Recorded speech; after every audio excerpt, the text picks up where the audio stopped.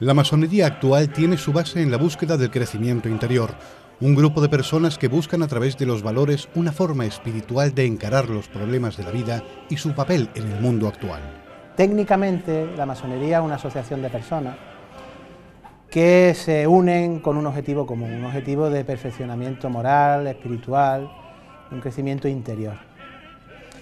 Y realmente la masonería, más allá de una mera reunión de personas con intereses coincidentes, que eso se puede encontrar en cualquier sitio, la masonería se convierte para los que formamos parte de ella en una forma de vida. Una forma de encarar los problemas de la vida, de encarar las relaciones humanas, nuestro protagonismo, nuestro papel en la sociedad. Y es una forma muy determinada y muy concreta, que se basa en una serie de principios y de valores tradicionales que se remontan, incluso se pierden en el tiempo, pero en concreto la masonería actual, la masonería especulativa que se llama, nace en 1717 en Londres, como una asociación de personas que se unieron a los gremios de constructores y a los esquemas simbólicos y filosóficos que se manejaban dentro de los gremios de constructores. Y empezaron esos gremios a aceptar a personas que no eran exactamente del gremio, como a nobles, como a otro tipo de burgueses, y se empezó a crear esa comunión de personas que luego se quedó como lo que se conoce como la masonería libre y aceptada. Esa es la génesis de la masonería y hoy en día, básicamente, se continúa esa tradición desde entonces. La historia de la francmasonería en Córdoba se remonta al siglo XVIII, aunque las primeras pruebas documentales de su existencia son del siglo XIX. A lo largo de la historia, las logias se han ido sucediendo en nuestra ciudad, en la mayoría de las ocasiones ocultas por las persecuciones a lo largo de la historia. Tras años de represión, los masones se reorganizaron en Córdoba en el año 2011, creando la respetable Logia Simbólica. En Córdoba nacimos en 2011. La verdad es que la masonería es mucho anterior en Córdoba, tiene presencia desde el siglo XVIII, prácticamente, siglo XIX, pero evidentemente tras el parón de la represión franquista y del alzamiento militar y todo el periodo de la dictadura, pues evidentemente la masonería fue perseguida, fue prácticamente eliminada y reprimida. Y entonces pues muchos masones tuvieron que exiliarse, si no acabaron en el patíbulo, y evidentemente hubo un parón de 40 y tantos años. En concreto en Córdoba volvimos en 2011, después de 75 años de la última tenida, que fue en la logia Turdetania. En la logia Turdetania, en la calle Dueñas estaba, Dueñas 6 creo que era. Alrededor de la masonería siempre ha habido un halo de ocultismo. Una leyenda negra que, según Rafael Mateo, venerable maestro de la respetable Logia Simbólica Maimónides 173 de Córdoba, está basado en intereses sin fundamento. Es que la leyenda negra que se ha construido en torno a la masonería es una leyenda negra totalmente interesada por ciertos sectores de la sociedad y todo viene de la persecución franquista. La verdad es que Franco tenía una obsesión tremenda con la masonería. De hecho, creó, que esto no se sabe mucho, o por lo menos no se quiere recordar, pero una de las pocas leyes que específicamente ha perseguido a la masonería en Europa se hizo en España, fue la ley de represión de la masonería y el comunismo, que no tienen nada que ver, pero nos metieron a todos en el mismo saco y desde el año 1940 éramos criminales prácticamente, éramos delincuentes. Entonces, lo poco que hubo ya cerca ya de recuperarse la democracia en España estaba todo clandestino y desde Francia, mucha gente se iniciaban en Francia y entraban en España clandestinamente, pero realmente ha sido una leyenda negra totalmente interesada. En Salamanca, si se viaja a Salamanca, se puede ver una representación, entre comillas, de una logia masónica que no tiene nada que ver con lo que estáis viendo aquí. Es una representación totalmente interesada para dar miedo, para que la gente se convenza de que aquí se sacrifica en pos del demonio y se sacrificaban bebés y yo qué sé. Y la historia está en que realmente la historia la hacen en un momento dado quienes ganan. Y eso, desgraciadamente, en el caso de la masonería ha perdurado no solo durante los 40 años del franquismo, sino todavía. Todavía hay mucha intencionalidad en determinados sectores contra la masonería, sobre todo por desconocimiento. Quizá un poquito de culpa también hemos tenido nosotros, pero claro, también teníamos una poca de excusa, porque si éramos perseguidos y éramos delincuentes, evidentemente eso no justifica el secretismo. La masonería no es una sociedad secreta.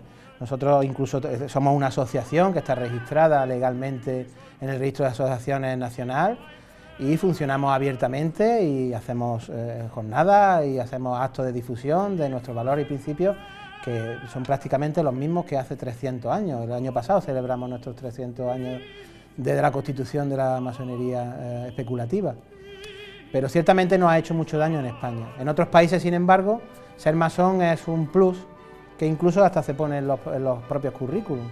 En Estados Unidos, en Inglaterra, incluso las personas que tienen la condición masónica se lo ponen en sus currículums y es un plus de honorabilidad y de honradez a la hora de presentarse a un trabajo. Y es curioso que en España estamos luchando contra eso poco a poco, como podemos. Dentro de la masonería no hay divisiones políticas ni religiosas. En sus logias todo lo que pueda dividir al ser humano queda fuera. La tolerancia es el nexo de unión para buscar el crecimiento interior. En la masonería no se tiene en cuenta ni confesión religiosa, ni adscripción política, ni pensamiento de ningún tipo. Simplemente la unión de las personas que se concentran dentro de la logia es una unión meramente espiritual, en búsqueda de valores y principios y de crecimiento interior. Eso evidentemente es incompatible con cualquier cosa que pueda segregar o separar a las personas, como por ejemplo las ideologías políticas o como por ejemplo incluso la religión. La tolerancia es el nexo de unión que nos une a todos los masones esparcidos a lo largo de toda la faz de la tierra. La masonería utiliza una gran cantidad de simbología, heredada del gremio de la construcción. Los símbolos, de gran carga ética, tienen tantos significados como masones hay en el mundo. La simbología es un método alegórico de transmitir valores, de transmitir principios, de transmitir bases morales. Es un sistema peculiar que se lleva utilizando desde hace muchísimos siglos incluso. Ya he comentado al principio que la masonería especulativa moderna hereda las costumbres, los rituales, la simbología de los constructores de catedrales sobre todo europeos. Entonces, evidentemente, esos símbolos tienen una gran carga de moralidad, una gran carga ética. Los principales símbolos en masonería, evidentemente, son dos, que son los que siempre tenemos presentes, que es la escuadra y el compás. Tienen muchos significados, tantos como masones hay por el mundo. La respetable logia simbólica Maimónides número 173 nació con vocación de permanencia, con la aspiración de construir el edificio masónico de orden iniciático y con el proyecto de perfeccionamiento personal, espiritual y humano de sus integrantes. Los masones de este taller cordobés, al igual que sus antecesores, se comprometieron a llevar al mundo profano los ideales de la francmasonería, mediante el ejemplo personal de sus obreros. Aunque hay varias obediencias masónicas, la principal y la que siguen en Córdoba es la regular. El método masónico es un método que tiene 300 años y más, como siempre suelo decir yo, pero que es un método que es totalmente vigente y es actual, un método que se basa sobre todo en los valores, en el modo de encarar la sociedad, en el cómo somos como ciudadanos, cómo nos comportamos como ciudadanos y como personas, como seres humanos con los demás. La filantropía es un requisito esencial para toda aquella persona que se quiere acercar a la masonería. Y el saber estar en sociedad, en la sociedad en la que vivimos, quizá eso atrae a personas que ven que efectivamente en la propia sociedad se están perdiendo muchos de esos valores que son básicos, son valores esenciales, pero que desgraciadamente por unos motivos u otros se pierden. Y también, en cierta manera, como he explicado antes, porque la masonería trabaja la espiritualidad también, el progreso y el perfeccionamiento interior de la persona. Y quizá hay gente, no todo el mundo sirve para ser masón, evidentemente, porque no todo el mundo está preparado para hacer una introspección hacia su persona y ver que somos humanos y que fallamos y que debemos de mejorar. Pero quizá esa persecución de valores que se están perdiendo y ese fomento o enriquecimiento de la espiritualidad que ofrece la masonería es lo que está enriqueciendo un poquito más las logias. Una organización jerárquica, donde el alma mater es el trabajo de la logia, la exposición de los trabajos y su evolución, así como la necesidad de expandir a la sociedad el cambio interior de cada masón. Básicamente hay estructuras jerárquicas, estructuras burocráticas y de organización meramente. La logia como tal es la esencia y el alma mater de la masonería, es donde realmente el masón se forma y trabaja, y donde aprende lo que es la masonería y cuáles son sus valores. Es donde estamos, es en cada sitio donde está su logia, donde está el grupo reducido de hermanos donde trabaja. Esa logia tiene una serie de hermanos que se estructura por grados. Primero están los aprendices, que son cuando uno llega, evidentemente nadie entra sabiendo a los sitios, y como en los gremios de constructores había aprendices, también en la masonería especulativa hay unos aprendices que empiezan a aprender el oficio.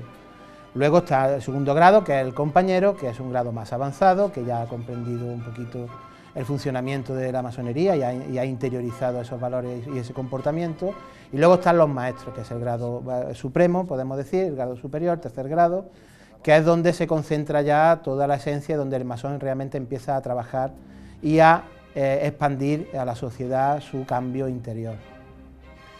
Evidentemente también hay una serie de hermanos dentro de la logia que organizan el trabajo, tanto los trabajos rituales como los trabajos administrativos. En mi caso, yo soy venerable maestro y podemos decir que soy el presidente del grupo, el presidente de la asociación, el presidente de la logia en sí. Y más o menos pues me encargo de dirigir los destinos de la logia cada año. Nosotros hacemos elecciones cada año a venerable maestro. Y luego esa misma estructura también se repite en otras estructuras provinciales, que son las grandes logias provinciales, en concreto en Andalucía hay una, y luego está la Gran Logia de España, que podemos decir que es la estructura orgánica, burocrática, que abarca toda la masonería regular española.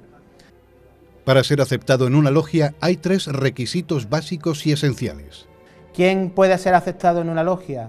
En la masonería regular, una persona que sea mayor de edad legal, que sea libre en el sentido de que tenga una independencia económica, una independencia de vida, que no dependa de nadie, que pueda tomar sus propias decisiones y que esté capacitado para poder tomarlas.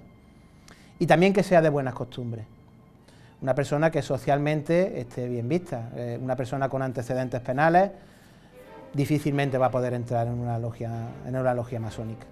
Una persona que tiene problemas con la justicia o que tiene antecedentes policiales, muy difícilmente, porque además es antagónico con lo que la masonería propugna y lo que la masonería ofrece a sus miembros. En la masonería no se habla de religión ni política, ni tampoco de nada que divida a la humanidad. Lo que más preocupa es el perfeccionamiento de las personas y la sociedad. Evidentemente, como he comentado antes, en masonería no se habla ni de religión ni de política, precisamente porque son dos factores que dividen a las personas en vez de unirlas.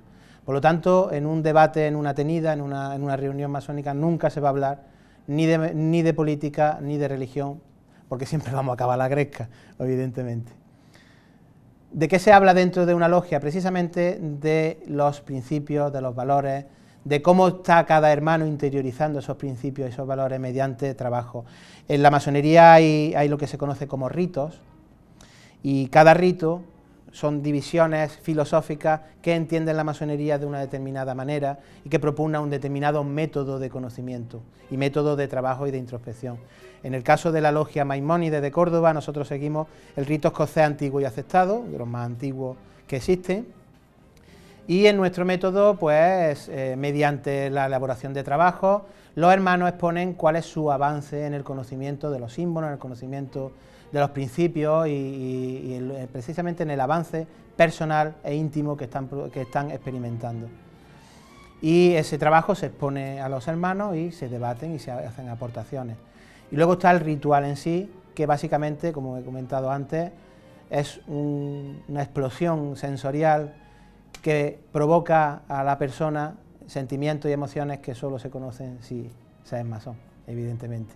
También basan su creencia en un principio creador del universo bajo la figura del gran arquitecto, aunque sin el nombre de ningún dios detrás de la creación. Córdoba ha tenido una gran presencia masónica con nombres muy conocidos y que han formado parte de la historia viva de la ciudad. Entre los masones más destacados, Antonio Jaén Morente, historiador y diputado en las Cortes Españolas. Francisco Azorín, quien fuera ingeniero jefe en la construcción del embalse del Guadalmellato. Eloy Vaquero, alcalde de Córdoba y ministro de Trabajo y Sanidad. Rafael Castejón, catedrático en veterinaria. Joaquín García, diputado nacional. Manuel Ruiz Maya, director general de prisiones. Rogelio Luque, librero. José Guerra, presidente de la Diputación de Córdoba. Amadeo Rodríguez, arquitecto del Gran Teatro de Córdoba, o Ángel Torres, alcalde de la ciudad y decano de la Facultad de Derecho. El reconocimiento de la ciudad a la masonería llegó el pasado año, cuando el ayuntamiento de la ciudad proclamó la honorabilidad de la masonería en el Pleno Municipal del 6 de marzo. Lejos del oscurantismo de la historia, la masonería intenta abrirse al ciudadano a través de jornadas abiertas en distintos enclaves. También el pasado año Córdoba se convirtió en la capital española de la masonería durante unos días, en el Congreso Nacional de la Masonería celebrado en el mes de noviembre. La historia de la masonería ha formado parte activa durante siglos de la historia de Córdoba.